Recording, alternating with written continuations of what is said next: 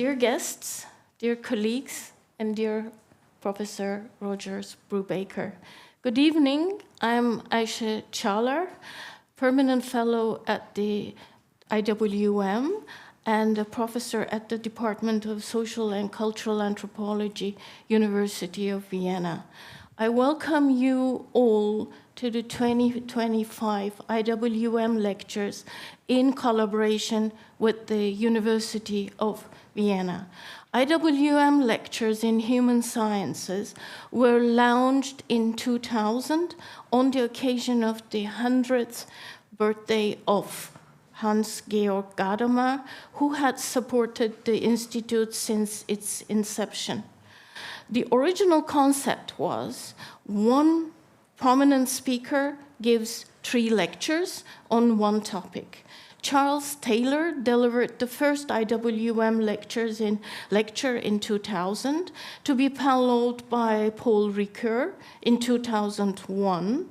Later on, Ryszard Kapuscinski, Valentin Grobner, Stefan Kotkin, Timothy Snyder, Dipesh Chakrabarti, Jan Werner Müller, Peter Braun. Selected IWM lectures have been published by Harvard University Press, Suhrkamp Verlag, and the Passagen Verlag in the past. Since 2023, we have been collaborating with the University of Vienna. IWM is collaborating with the University of Vienna, with the selected departments in organizing these lectures. In 2023, Sheila Ben Habib, and last year, Maria Todorova gave the lectures in these formats in the collaboration. And the books based on these lectures have already been published by Mandelbaum Verlag. This year, we have the honor of Professor Brubaker giving the IWM lectures. The title of the lecture series, as you have seen, is Gender Identity, the Carrier of a Category. However, before I give the word to Rogers Brubaker, please allow me to introduce him briefly. Rogers Brubaker is a distinguished professor of sociology at the University of California, Los Angeles. He has taught at UCLA since 1991.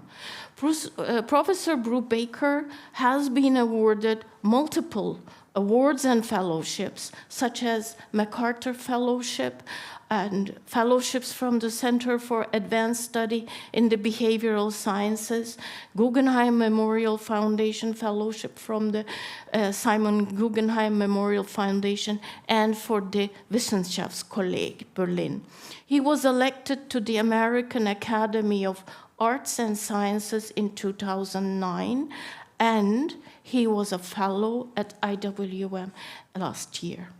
Brubaker is a prolific author, and over the past 3 decades has become widely known for his work on rigorous work on social theory, nationalism, citizenship, ethnicity, race, and more recently, gender and digital hyperconnectivity.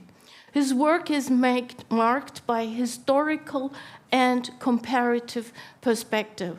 One of his first books, Citizenship and Nationhood in France and Germany, published in 1992. Actually, this was the book I first encountered Brubaker's work, by Harvard University Press, remains as a foundational work in citizenship studies. He explored how the contrasting definitions of citizenship in 2 countries vis-à-vis immigrants were rooted, vis-à-vis migrants, were rooted and shaped by divergent understanding of nationhoods in these 2 places. In his book, Nationalism Reframed, Nationhood and the National Question in the New Europe, he compared contemporary forms of nationalisms with those of the interwar period, bringing rigorous comparative historical thinking into the study of nationalism. His celebrated collection of essays, Ethnicity Without Groups, offered provocative insights into the construction of ethnicity, race, and nation. His call for a shift in analytical focus from groups to the processes of group making and new ways of studying ethnicity without groups was seminal for those of us who grappled with the problem of essentialism in studies of ethnicity. He advocated moving the discussion from identity to the dynamics of identification and categorization. He also followed these themes in his collaborative ethnographic study, Nationalist Politics and Everyday Ethnicity in a Transylvanian Town. In more recent years, Professor Brubaker has pursued new avenues of inquiry, grounds for difference, explores context for contemporary politics of difference and inequality. This was a book published in 2015, and a year later, in 2016, he published Gender and Race in an Age of Unsettled Identities. Through the book, he offers new insights for rethinking the categories of race and ethnicity through the lens of transgender experience. From 2017, leading up to the global pandemic, he has also worked on and published on populist movements in Europe and beyond. Why populism or paradoxes of populism during the pandemic were those books. And the last one was hyperconnectivity and its discontext. So you understand when I started that he's a very prolific writer, that you see the list of and the scope of the books. He's currently completing a book on what he calls the remarkable career of the category of gender identity, and his IWM lectures will be on this topic. It is my honor and pleasure to give the floor to you, Professor Brubaker, for your lecture. Thank you for accepting our invitation for those lectures. Thank you very much.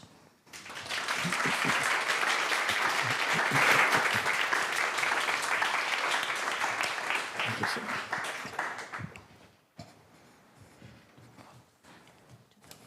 Forgot my pencil. There we go. Okay.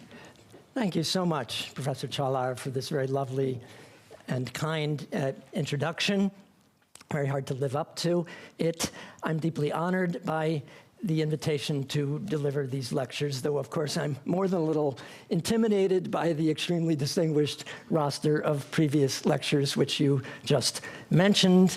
As you indicated, Charles Taylor inaugurated this lecture series a quarter century ago, and as it happens, Taylor's richly illuminating work on modern selfhood provides a way into my topic. For it was Taylor, especially in his magnificent book, The Sources of the Self, who did more than anyone else to trace the emergence of the distinctive modern language and culture of selfhood, with its emphasis on inwardness, authenticity, and expressivity.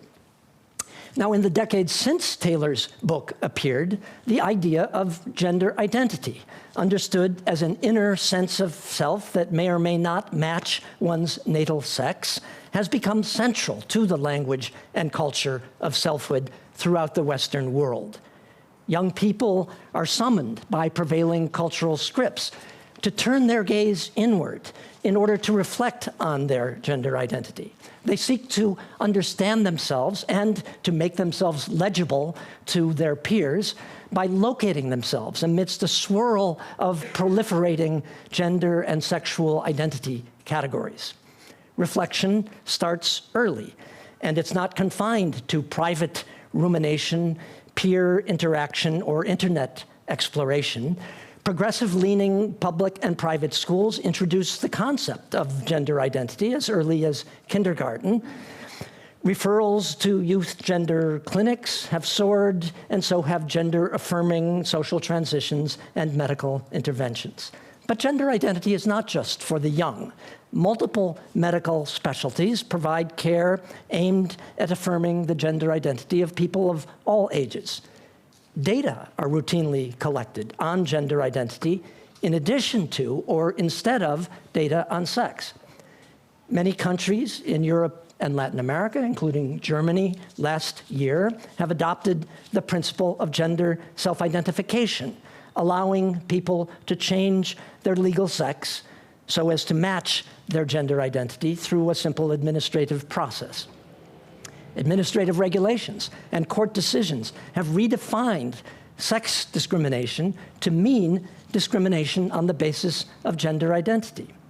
And in some contexts, this new understanding of sex discrimination has required that access to single-sex spaces and activities like bathrooms, locker rooms, prison accommodations, and athletic teams be based on gender identity. Now, these developments have provoked heated controversy. Debates rage about youth gender medicine, about the desirability and the limits of gender self-determination, about the relation between sex and gender identity, and about whether gender identity should govern access to sex-segregated spaces and activities. And all this is new in recent decades. The idea of gender identity has its roots in 19th century European sexology, in speculations about cases in which a person's so-called psychological sex differed from the sex of the body. But the term gender identity itself was introduced only in the mid-20th century in the highly specialized and medicalized context of psychiatric assessments of disorders of sex development and, a bit later, transsexualism. Gender identity was initially a very marginal and obscure category, understood as relevant only in rare and expressly pathological cases. Nobody then imagined that gender identity would come to be seen as a universal and foundational part of the self, or that it would become a bitterly contested legal and administrative category. So I want to tell the story in these lectures of how we got from there to here. I will do so by tracing the remarkable career of the category gender identity in recent decades. From its obscure beginnings, gender identity has become a fundamental principle of social classification, widely understood as a basic component of selfhood. It has been enacted in laws, encoded in regulations, and embedded in organizational practices and routines. It has brought into focus new kinds of people and thereby altered what Ian Hacking has called the space of possibilities for personhood. And it has come to compete and, in some contexts, to displace or redefine sex, which is no small matter, since sex is probably the most fundamental and universal organizing category of social life. Now, the institutional embedding of gender identity proceeded initially in a quiet, behind-the-scenes, incremental manner. It attracted little public attention and generated little public debate. Critiques from cultural and religious conservatives and some radical feminists gained little public traction.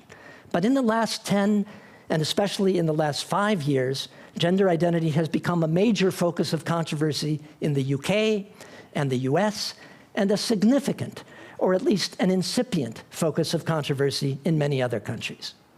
In Europe, the controversy has centered on gender-affirming medical care for adolescents, on gender-inclusive language, and on so-called self-identification, which allows people to change their official sex through simple declaration, with no medical requirements or legal gatekeeping. But controversy has been particularly bitter in the US. A cascade of legislation in Republican-controlled states has curtailed gender-affirming medical treatments for minors, disallowed access to sex-segregated spaces and activities on the basis of gender identity, and restricted teaching about gender identity and about LGBT issues more generally.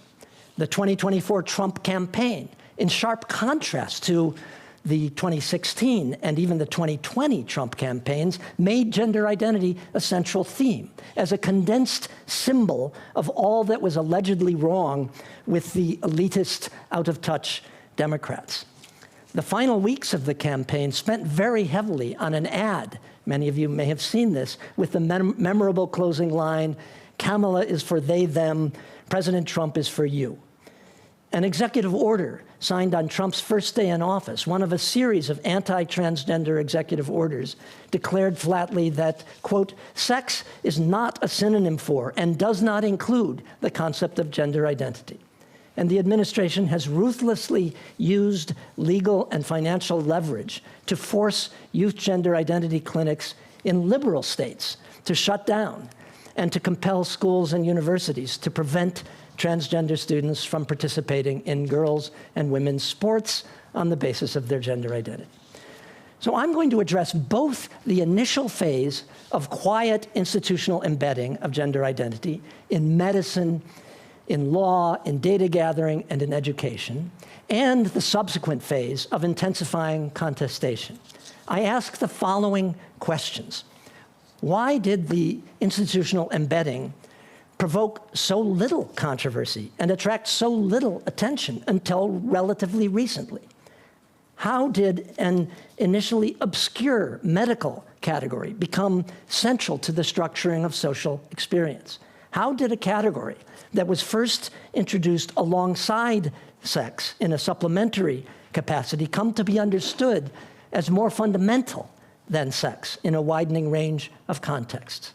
And what changed after 2015? How was gender identity drawn into the vortex of culture war debates?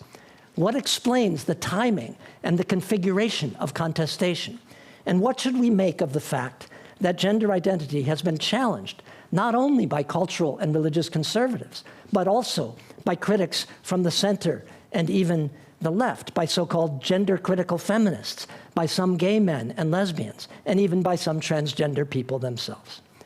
But before I turn to these questions about the career of the category, questions I will take up in my next two lectures, I want to introduce my subject this evening with some broader remarks about how we might think and talk about gender identity in a way that might avoid some of the pitfalls of many current discussions.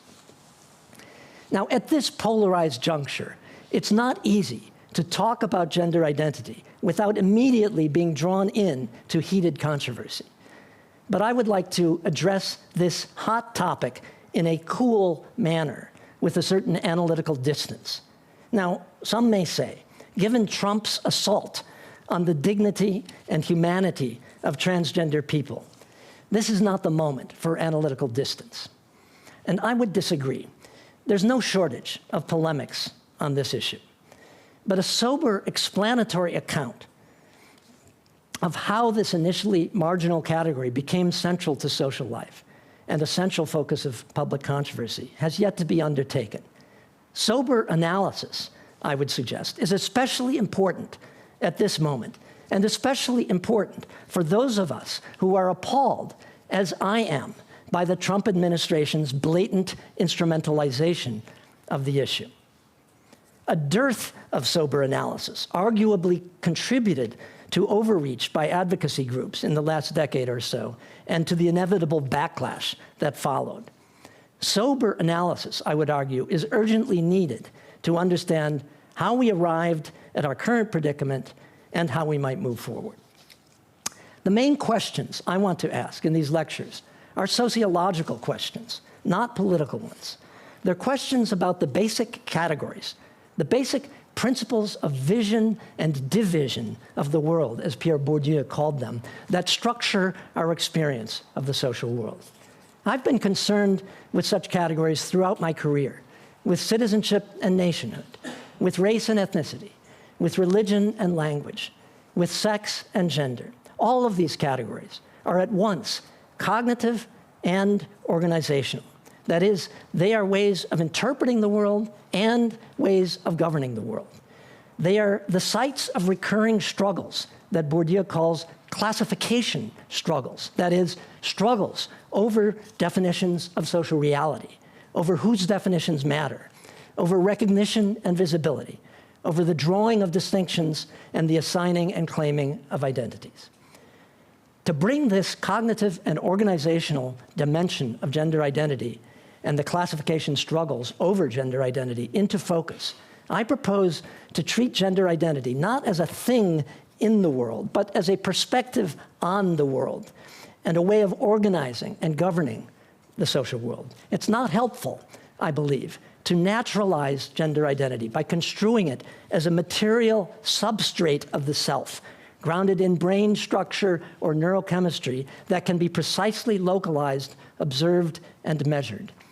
Efforts to identify such a constitutional foundation have been inconclusive at best, nor is it helpful to construe gender identity in metaphysical terms as an enduring but immaterial essence, reliably knowable by the individual but inaccessible to everybody else. Now, I acknowledge that thinking of gender identity as an inner essence, a gendered soul radically distinct from the sexed body, or as an organic constitutional fact prior to and independent of language and culture, captures well the experience of some transgender people. But it's not helpful to universalize this particular and relatively unusual experience and to assume that everyone has this sort of gender identity. It's more fruitful, I think, to treat gender identity as a conceptual prism, a way of understanding, observing, and representing the world, both the inner world of the self and the wider social world. The conceptual prism operates at the individual level and at the institutional or organizational level. At the individual level, gender identity can be understood as a conceptual lens that people can use to locate and position themselves in the world and to make sense of some of their experiences and their feelings and their troubles. At the institutional or organizational level, it can be understood as a principle of vision and division of the world, to use Bourdieu's phrase again, an axis of classification that institutions and organizations can use to draw distinctions between people, to sort them into distinct kinds, and to treat them accordingly. Treating gender identity as a perspective on the world rather than a thing in the world means focusing on the category, gender identity, rather than on the phenomenon, the inner sense of self, that the category is supposed to designate. It means making the category itself, its history, its workings, its contestation, the object of analysis. This move enables me to bracket the deeply contested question of the ontological status of gender identity as a phenomenon. One may doubt whether the category gender identity picks out a clear, definite, and universally identifiable phenomenon. One may doubt, in other words, whether everyone has something called a gender identity as a core part of the self. But the category itself indisputably exists, right? It's abundantly observable in public discourse, in legislative provisions, administrative regulations, organizational policies, court decisions, medical textbooks and guidelines, educational routines and curricula, data gathering practices, and so on. So regardless of whether the category points to a universal psychological reality, its embedding in core institutions has made it a powerful and consequential social reality. And it's that social reality that I will be addressing.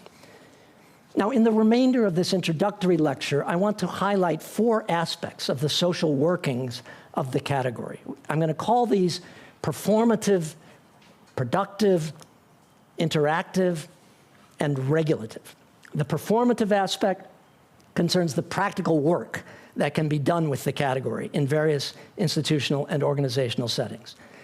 The productive aspect concerns how the category brings into focus and, in a certain sense, brings into being new kinds of people. The interactive aspect concerns the looping process, to use Ian Hacking's term, through which the category interacts with the people who are classified or classify themselves using the category. And the regulative aspect highlights the disciplinary workings of the category and of what I call the identity imperative, that is, the obligation to know oneself and to identify oneself to others through the prism of identity, in particular through the prism of gender identity.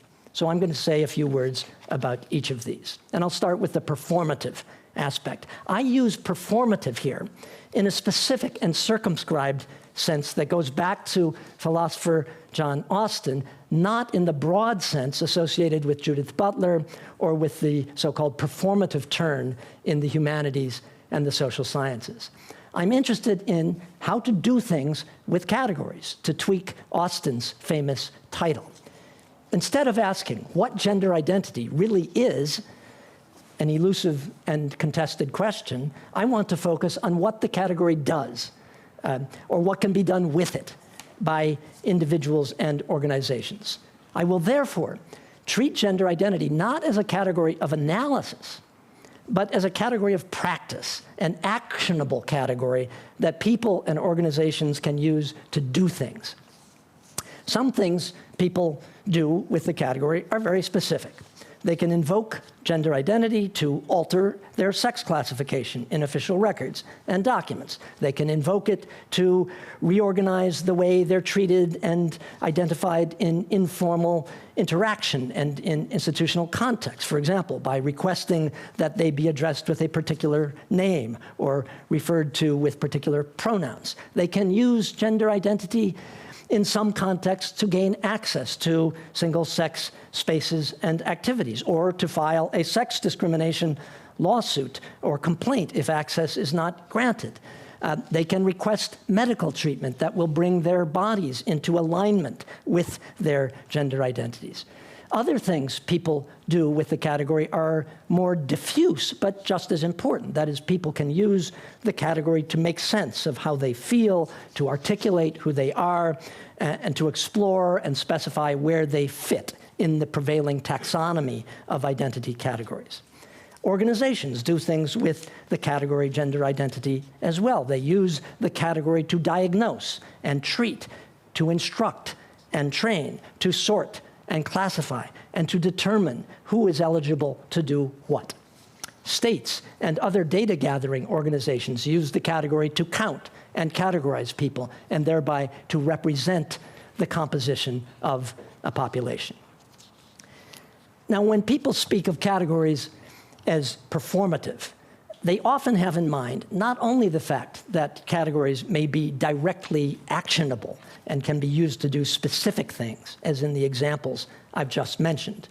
They also have in mind a broader and looser sense of performative, which I will call the productive or constitutive aspect of categories. And this is the second aspect I want to discuss.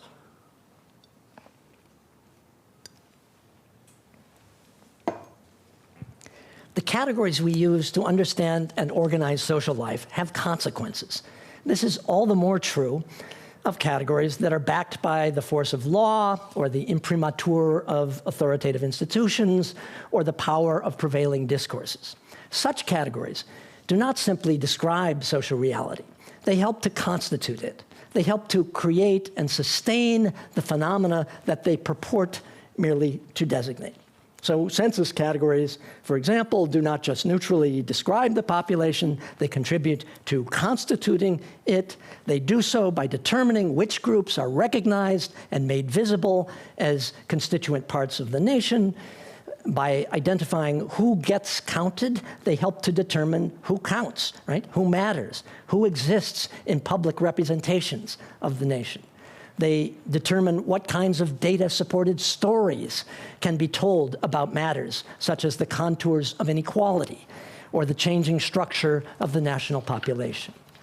So gender identity is productive in this sense, in that it is increasingly used in surveys and even a few national censuses to count and categorize the population, but it's also productive in a deeper way. The institutionalization of the category brings into focus and even brings into being new kinds of people, So transsexuals in the first place, later transgender and cisgender people, more recently non-binary people. Now I want to be very clear about what I mean by this.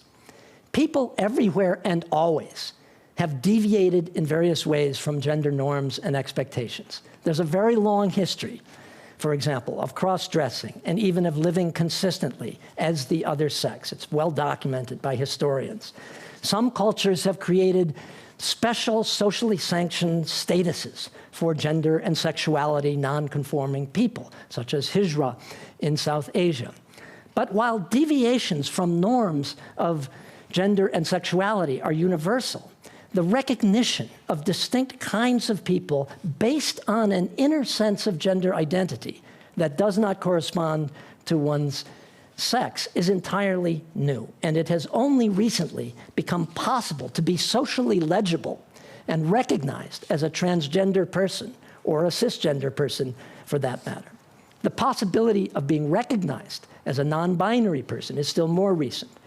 So the institutionalization of gender identity has contributed in this way to what philosopher Ian Hacking has called making up people by creating new ways to be a socially recognized and legible kind of person. The argument I'm making here parallels arguments first made in the 1980s about the social construction of homosexuality. Arguments that drew on sociological labeling theory on the one hand and on Foucault on the other. On this line of analysis, same-sex practices have existed everywhere and always. But it was only in the late 19th century, the great age of sexological and psychiatric taxonomizing, that it became possible to be a homosexual as a recognized and distinctive kind of person. The theoretical point I want to underscore here is that the space of possibilities for personhood, to use Hacking's phrase again, depends on the socially and culturally available set of categories and the social knowledge associated with those categories. Or, to turn this around, new categories and the new ways of thinking and talking associated with them open up new ways of being and also new ways of acting. So for insofar as action is not mere behavior, but is intentional action, or what philosophers have called action under a description, then as the set of descriptions changes, so too does the set of possible socially legible actions. The third aspect of categories that I want to highlight is their interactivity. I'll develop this point at somewhat greater length. Here again, Ian Hacking is a suggestive guide. Hacking noted that some categories interact with the things they categorize, while others do not. So categories of elementary particles or minerals or insects do not interact with the entities grouped under them. But categories of people do generally interact with the people subsumed under them, and with the people who might be subsumed under them, that is, with those who might come to recognize themselves in the category. Hacking describes the results of this interaction as a looping effect.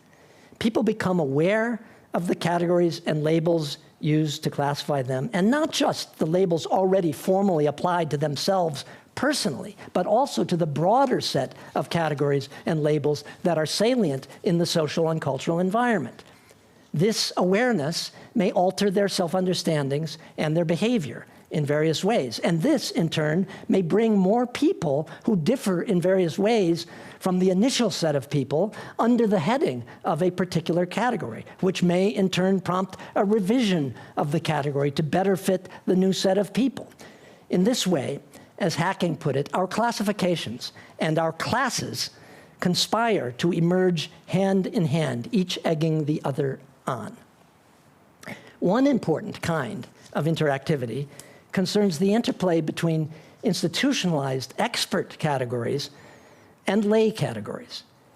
People subsumed under institutionalized categories, which come packaged with expert knowledge and often with projects of control or treatment, may develop a counter category, and along with it, a body of counter knowledge and a set of counter projects.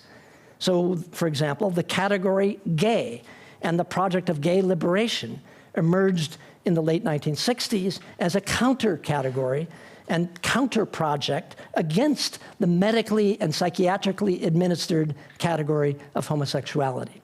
And similarly, the category transgender. And the movement for trans liberation emerged a generation later in the 1990s as a counter-category and a counter-project against the medically and psychiatrically administered category of transsexualism. Though, in a further twist, what was originally the counter-category of transgender, articulated against the medical and psychiatric establishment, was subsequently taken up by that establishment. So what was initially an unofficial anti-institutional category subsequently became an official and deeply institutionalized one. Now, unlike the categories gay and transgender, the category I'm concerned with, that is gender identity, does not itself name a class of people. Rather, like the categories sex or sexual orientation or ethnicity or religion or nationality, it sits at the top of a classificatory tree and points to a domain of difference, an axis of classification, a principle of vision and division. So the interactivity that I want to highlight is not between an individual classificatory label and the people classified under that label, although there are certainly lots of interesting things to be said about the interactivity between the classificatory labels, transsexual and later transgender, and the people classified or classifying themselves under those labels. But what I want to highlight is instead the interactivity between the classificatory principle of gender identity and the people classified or classifying themselves using that principle. So as I mentioned at the outset, the category gender identity was initially introduced in the mid-20th century in a clinical context, specifically in the context of intersexuality and transsexualism. It was a category controlled by professionals and applied in rare cases that were expressly understood as pathological. But gender identity, understood as a form of self-identification that might not correspond to one's sex, soon found its way into the broader discourse. Lay people began to think with the category, using it to make sense of their own experience. So the category escaped from the clinic and came to be seen as relevant to a much broader range of cases. In the original clinical setting, gender identity was closely bound up with sex, even as it was differentiated from sex. So what I mean by this is that the domain of gender identity was partitioned in precisely the same way as the domain of sex. So gender identity and sex might be mismatched, and the possibility of mismatch, that is the possibility of having a gender identity at variance with one's sex, was precisely what motivated the distinction between the two, yet both gender identity and sex were understood in binary terms. There were two gender identity categories mirroring the two sex categories. But as the category escaped from professional control and was adopted by a broader public in the dual context of the transgender movement, and a bit later, the new digital communications ecology, it came to be understood in new ways. The tight conceptual connection between gender identity and sex was severed as new gender identity categories proliferated, many of them located between or beyond the binary pair. So gender queer, gender fluid, and especially non-binary have gained a certain amount of traction and cultural salience, but dozens of other categories have been generated, defined, and discussed. The internet, and Tumblr in particular, has served as an immense category generating and category testing machine. Already more than a decade ago, Facebook recognized and ratified this proliferation. I mean, what could be more mainstream than Facebook? By offering users a choice of 56 identity categories, gender identity categories, beyond the binary pair. So gender, it seemed, had escaped from the gravitational pull of sex. Gender identities were no longer limited to those that could be made intelligible within the conceptual space defined by sex, with its male and female poles. The redefinition of gender identity and its unmooring from the binary conceptual coordinates of sex were facilitated by a small but significant linguistic shift. This was the shift emerging from the transgender movement of the 1990s, from talking about sex to talking about sex assigned at birth. This shift opened up the space for new ways of experiencing a mismatched gender identity. Now, I want to unpack this claim a bit. My argument is that it's easier to understand one's gender identity as not matching one's sex assigned at birth than it is to understand it as not matching one's sex. This is because the phrase sex assigned at birth suggests a social and cultural package, a set of norms, expectations, and social conventions in the way that the word sex by itself does not. It suggests that one's assigned sex is a matter of social convention, not natural fact, and that what is assigned is not only a sex category, but a social role, a place in the sexed and gendered social order. The language of assignment invites people to consider the possibility that the assignment might be wrong. So for people who don't recognize themselves in the assigned sex category and social role, or who find that it does not resonate with their understanding of who they really are, or who feel constrained by the norms and expectations they associate with the assigned category, it's just a short step to the idea that their gender identity doesn't match their assigned sex, broadly understood as their assigned position in the sexed and gendered social order. The language of assignment may thus help explain why, among young people, far more natal females than natal males, distancing themselves from the norms and expectations associated with their assigned category, come to feel that they have a gender identity that does not match their assigned sex. In this context, asserting a non-matching gender identity, especially an identity as non-binary or genderqueer or gender fluid, may no longer be primarily a way of foregrounding a long-standing and deeply dysphoric relationship with one's sexed body, or still less a powerful and persistent identification as or with the opposite sex. For some young people, it may be closer to a diffuse gesture of refusal, that is, a refusal of the social expectations and cultural meanings stereotypically associated with one's assigned sex category, more than a refusal of one's sex per se. In online spaces teeming with categories and labels, asserting a non-matching gender identity can thus be a vehicle for making oneself intelligible to one's peers, for claiming authenticity, by signaling one's critical stance towards the gender order. In some milieus, where being labeled cis-het, that is, cisgender and heterosexual, is devalued, asserting a non-binary gender identity may even be a claim for distinction or for social recognition as an interesting, unconventional person who's not a normie.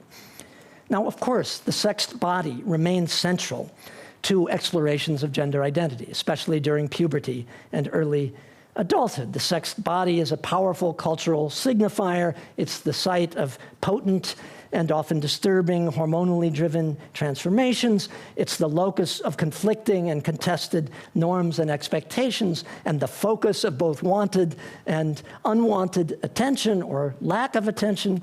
And it's the central point of reference for emerging understandings of sexuality that are worked out in a bewildering landscape of possibilities and proliferating labels, where the relation between sex, gender, and sexuality is extraordinarily complex. So my argument is not that the sexed body no longer matters. It's that the shift from sex to sex assigned at birth, the proliferation of gender identity categories that this shift enabled, and the consequent severing of the earlier tight conceptual connection between gender identity and binary understandings of sex have fundamentally changed what it means to have a gender identity that does not match one's sex, or, as it is said today, one's sex assigned at birth. So let me sum up my argument about interactivity.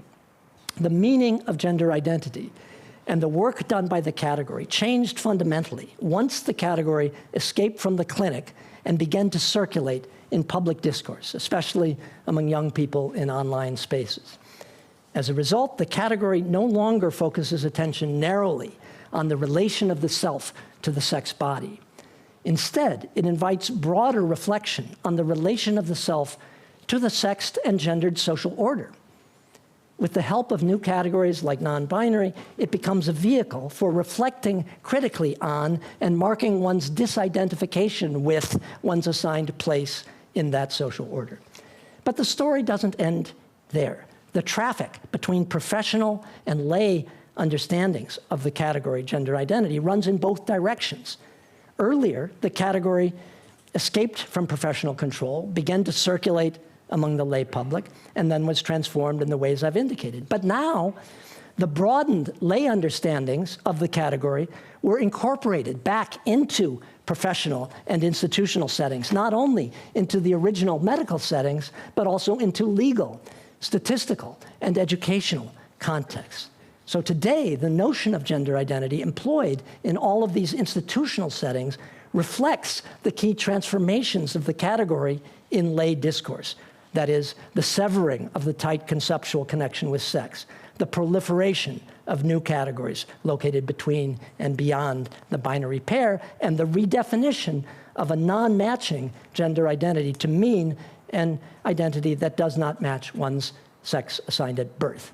This is a powerful illustration of what Hacking called the looping effect. So far, I've talked about the ways in which categories, and gender identity in particular, are performative, productive, and interactive. Categories are also regulative, and this is the final aspect I want to highlight.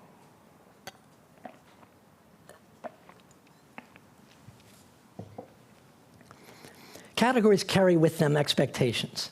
These category-linked expectations enable people to be held accountable for behaving as members of that category should behave. Categories are therefore important parts of structures of accountability. This point was central to West and Zimmerman's influential argument about doing gender. The pervasiveness of sex categorization, the fact, that is, that we routinely and largely unconsciously place people in sex categories in ordinary interaction, and the pervasiveness of ideas about sex-linked norms and expectations mean that people are almost always held accountable for acting as members of sex categories.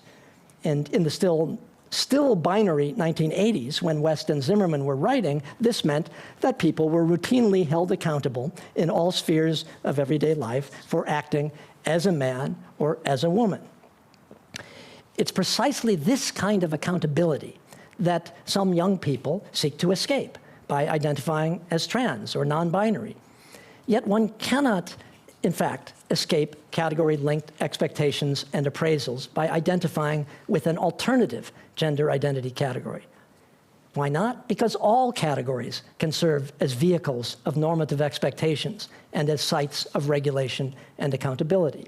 So Tumblr, for example, has been a site for the intensive policing of new gender identity categories as much as it has been an engine for the proliferation of such categories. The proliferation of gender and sexual identity categories has aptly been described by gender and sexuality scholar Rob Cover as a process of micro-minoritization that has produced, quote, ever more nuanced but ever more surveilled, policed, disciplined, and regimented categories. An incipient literature on transnormativity, building on earlier discussions of heteronormativity and homonormativity, has analyzed the policing of the category trans. And more generally, queer theory has emphasized the regimentary, disciplinary workings of all identity categories. Now, in addition to the regulative workings of particular identity categories, I want to highlight here the more general regulative working of the category identity and of what I call the identity imperative, that is, the social and cultural obligation for people to have an identity, to know their identity, and to think and talk about their identity. The contemporary version of the identity imperative in Western contexts summons people to think and talk about their identity through the prism of the deep-seated cultural ideal of authenticity and of an inner true self. It invites people to look inside the self in order to understand who they really are. In the sphere of gender, the identity imperative obliges young people, at least in certain milieus, to have a gender identity, to know their gender identity, and to consider whether their gender identity, that is their authentic, true, inner gender self, matches or does not match their sex assigned at birth. Having a gender identity along with a sexual orientation is part of what makes one socially legible. And young people are held accountable, not only for having a gender identity, but for naming it. And in some online spaces, people are invited and sometimes even required to select a gender identity from a menu of available options. Now, it's true that many young people report disliking labels and categories, precisely in the name of the cultural emphasis on authenticity and the true self, which can favor an insistence on the uniqueness of that self. Accordingly, some reject the categorical version of the identity imperative by expressly claiming not to have a gender identity at all. But even this claim has been converted into a gender identity category, namely the category agender, just as the claim not to have a sexual orientation has been converted into the sexual orientation category asexual.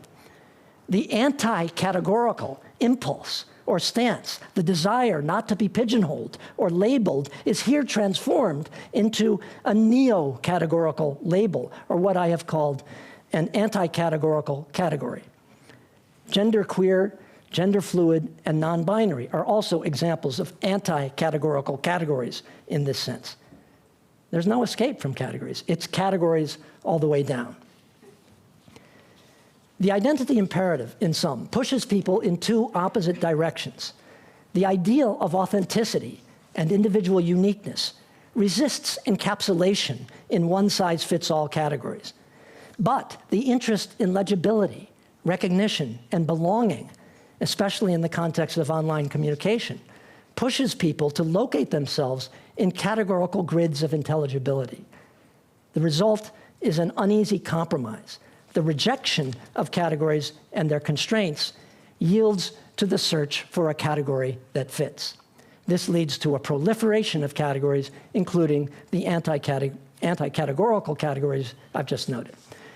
So let me conclude. For the sociology of categories, gender identity is a rich and largely untilled field of analysis. By treating gender identity as a perspective on the world rather than a thing in the world, a conceptual prism rather than a bodily substrate or inner essence, I have sought to suggest some potentially fruitful lines of analysis. My strategy has been to take the category itself as my object of analysis, rather than the elusive and contested phenomenon, the inner sense of self, that the category is supposed to designate. The category itself, unlike the inner state that it refers to, is a clear and definite object. The social reality of the category can be fruitfully studied while bracketing the question of the psychological reality of the referent.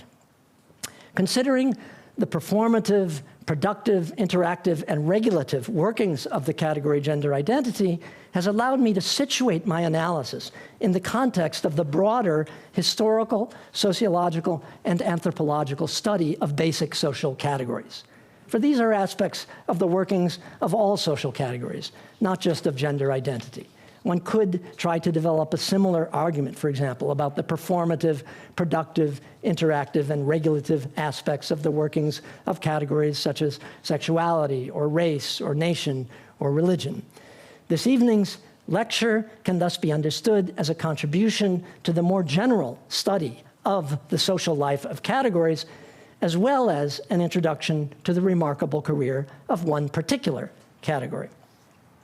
In my second lecture, I will analyze that career more directly by tracing the embedding of the category gender identity in medicine, law, data gathering, and education.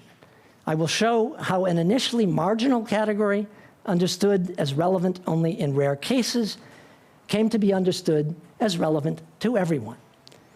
How an initially obscure medical category became a binding legal and administrative category, and how a category introduced alongside sex in a supplementary capacity came to be understood as more fundamental than sex. And remarkably, all this happened without much controversy until recently, indeed without much public attention of any kind. And then in my final lecture, I'll turn to the controversies over gender identity that have emerged in the last decade and intensified in the last few years. I will analyze the key flashpoints of contention, and I'll seek to explain why the controversies emerged, when and where they did. I'll also argue that despite the blatant exploitation of this issue by the right, the controversies cannot be plotted solely on a left-right axis. I'll conclude by reflecting on the tension between strong and weak understandings of gender identity and the paradoxical and ambivalent effects of the universalization, formalization, and legalization of the category. Thank you.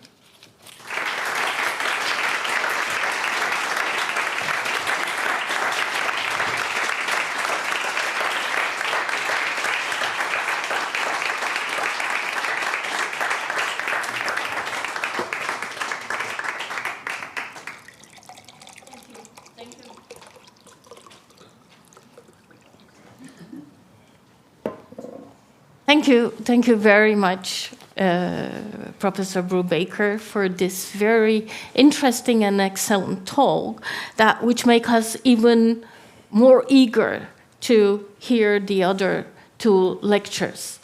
And I think I see in the way that you approach to the category of gender identity, I see very clear thread actually connecting to your other work, which you also referred in terms of the other classificatory categories. I think you have always asked those sociological questions about the categories that organize, structure, and govern our social world, and the classificatory struggles that I think that is very important that around them, that you hinted at, and in that way you have avoided the minefield of essentialism, I think, very skillfully making the category itself as the object of analysis.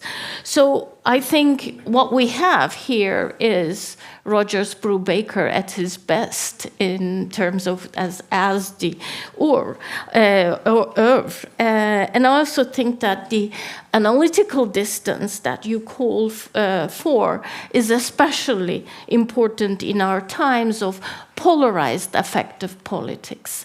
I think this kind of an analytical distance is very important, and I would be very curious about the kind of the categories that you would be you think that there would be more analytical distance would be in need of, but it is besides the point. I mean, the whole idea of those IWM lectures is not that me and conversing with you, but you opening it to the public. But nevertheless, I will start with two questions, very actually simple and simple questions.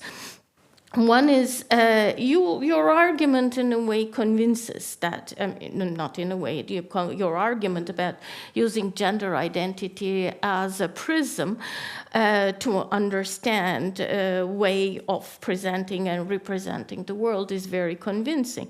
But my question is about that what I would call kind of unusual power of this category. So given that it's recent history, that it acquired, it became such a fundamental axis of social organization, which gets to be written into laws, bureaucratic regulations, and court decisions, and as you mentioned, gets embedded into organizational policies in education, in medicine, employment, sports, and data gathering. I'm wondering about the kind of the difference of this category from other categories in the way that it functions. That given that you had worked on ethnicity, race, and nationhood, citizenship, that all those categories, such classificatory categories, what is different? What do you see, or do you see any difference in terms of, as a category, as in the social life of that category of gender identity? You underline that in the case of gender identity, self-identification allows people to change their official sex through, or sex assigned by birth, through simple declaration, sometimes with no medical requirements or legal gatekeeping. Here I'm thinking about other categories where simply self-identification would not be enough, or does not allow to make that kind of changes. So does the functioning of this category, and again, I'm thinking of its so recent history, tell us something unusual about the gender identity, this category, in the sense that other categories fail to do? Again, I'm thinking of race, ethnicity, religion, and citizenship, maybe, especially in terms of legal tracking. As you say, people can invoke gender identity to alter their sex classifications in official records and documents. They can invoke to reorganize the way they are treated, even in institutional contexts. But my question is simple. Why do some other self-identifications in that way not work in the way that gender identity works? For example, in terms of the legal tracking of how you were born and what you were assigned by birth, and then afterwards that in certain cases you could not get away from the legal tracking. You could claim a self-identification as much as you wish, but it might not be translating into like the gender identity. So my question is about the specificity of this category and its carrier is a question also related to a question of the power of that category. What gives the kind of power that you're talking about to this category, and what does this social life of this category and partly of its institutionalization tell us about its unusual power? And relatedly, my second question, I mean, you choose whatever you wish, is about universalization. Here I'm not asking about the usual question you would expect from an anthropologist about the limits of the universalization. Actually, the opposite, on the contrary. I'm asking, how does this gender identity category attain ground in terms of classification and claim-making, in terms of its classificatory and claim-making power, in the way you describe, even in those contexts or places where you did not have a kind of binary sex, understanding of binary sex to start with. So it is, one could say that, this universalization is very much about Europe and the Western world. In some other places, it does not work. But I'm asking that no matter whether there were not that kind of a binary sex to start with, for example, some scholars have argued for Iran and used the language actually to show in Farsi, but still in the kind of the circulation and the hyperconnectivity of the world that they acquired power in terms of claim-making and in terms of distinction and social recognition, so they might not have the starting point. So they become powerful categories in terms of critical reflection, as you say, on one's assigned place on the social order. So my question is that, is there something really very specific, and what made, or I mean, not in terms of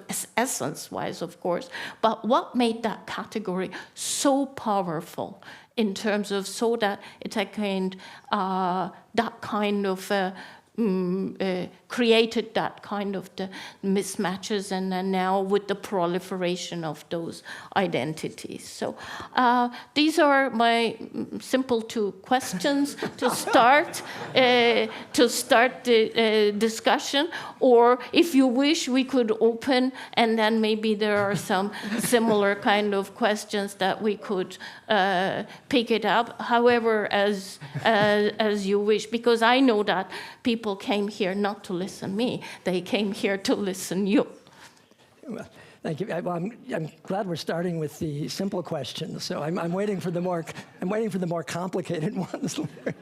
No, these are very rich reflections and questions, and they really encapsulate a lot of what I'm trying to do in this project. And I certainly haven't figured out, the answers to them yet. But let me just try to say, and I won't. You really raised all kinds of points. I'll only pick up on a few of your comments in terms of what's distinctive about this category in a field of comparison that would also include other categories like, say, race or ethnicity, or you mentioned citizenship. What jumps out, and it's actually something that came out in your question itself, is the centrality of self-identification, or put in another language, the centrality of the subjective moment. Now, all identification, as if you kind of sociology or social psychology or social anthropology 101, we talk about identities or identification. We talk about the duality, right? The internal side, the self-identification side on the one hand, and the side of social recognition on the other hand, or the subjective side and some kind of objective side. There's always a tension. I may define myself any way I like, but will it matter? It doesn't matter in most cases unless there's some structure of recognition, either interactionally or institutionally. And you mentioned the example of citizenship. You show up at a border, it just doesn't matter how you feel, right? It doesn't matter how you identify, right? The subjective moment there is completely eclipsed in favor of an objectified legal identity. So that's the extreme on the objective side. And I think what's interesting about gender identity is that it kind of represents the extreme on the subjective side, right? The argument that all that matters, the ultimate thing that matters, is the subjective sense of identity, is what's distinctive. In many other cases, subjective identity, even in citizenship, by the way, in the process of naturalization, I seem to remember that one element in the German, I mean, this from 25 years ago, whenever I was working on this, one element was subjective, was your Bekenntnis, I believe was the word in the German context. What is your Bekenntnis towards the German, citizenship and Staatsbürgerschaft? But that was only one element, right? It was part of a bigger set of considerations in determining whether an application for naturalization is granted or not. I don't know, off the top of my head, of any other context in which so much power is invested in the subjective moment. And that reflects also the distinctive epistemology, I believe, of gender identity. The idea that this is something that is accessible to and knowable by only the person concerned and nobody else. It's that interiority. I started by invoking Taylor with a reference to Western notions of the inner recesses of the self, that interiority. And here we see, I think, one late modern expression of that emphasis on interiority, the idea that something is so far deep inside the self that it's prior to all language and culture, and it's just, pure interiority. So yeah, in this book that I did 10 years ago, comparing the two systems of classification, sex, gender on the one hand, race, ethnicity on the other, both systems having been unsettled at what I called then, 10 years ago, the trans moment and so on. Of course, one of my concerns was to think comparatively about what's distinctive about gender identity vis-a-vis race. And that book was prompted by by a news story 10 years ago that some of you may remember, where on the one hand, Caitlyn Jenner came out as a woman on the cover of Vanity Fair, but then within a week or so, a woman named Rachel Dolezal, who had been living as a black woman, was revealed to have been born white. And these two discussions then were brought together in a wide-ranging kind of seminar in comparative sociology about, who can identify as what, right? How does classification by race differ from classification by sex or gender? And the striking thing was that, there's a tremendous amount of sympathy, not universal sympathy, but tremendous amount of sympathy for Jenner's claim, but almost no sympathy whatsoever for Rachel Dolezal, because she was making the claim that subjective identification was decisive, right? She said, it's a matter of how you feel, and how I feel, and how I feel, she said, I am very definitely not black, right? She distinguished being black from being African American. So even after this all came out, she admitted, of course, that she was not African American. But she said she was black because being black was a matter, in her view, of how you feel. But nobody else accepted that view. So I think that brings into focus the distinctiveness in comparative perspective of gender identity. And let me just say one quick thing about the second question about universalization. As you said, this could be interpreted in different ways, and you alluded to one aspect of the question, which has to do with scope conditions of the work. And this is, my project is indeed limited in scope to Western settings. But what your question implies, and which is true, is that the category circulates more widely, right? So, and then you get these interesting collisions of a globally circulating, West-shaped category moving into settings, for example, say South Asia, with this, where there's this, traditional category of the hijra, which, however, is not, cannot be assimilated to Western understandings of sexual or gender identity, right? It's a very specific, complicated status that has ritual elements and elements of the division of labor, and is flattened. If you try to then interpret that through the prism of globally circulating Western identity categories, you get a mess that just doesn't make any sense. So that this produces these kind of interesting encounters between, categories that are sufficiently simple to travel easily, right? Which then come into situations where the categorical structure is much more nuanced and much more complex. And, so it's an interesting setting to see what happens in the context of those kinds of encounters. All right, let me just stop there. Okay, thank you very much. And thank you very much for this very elaborate and very interesting response. And let's open the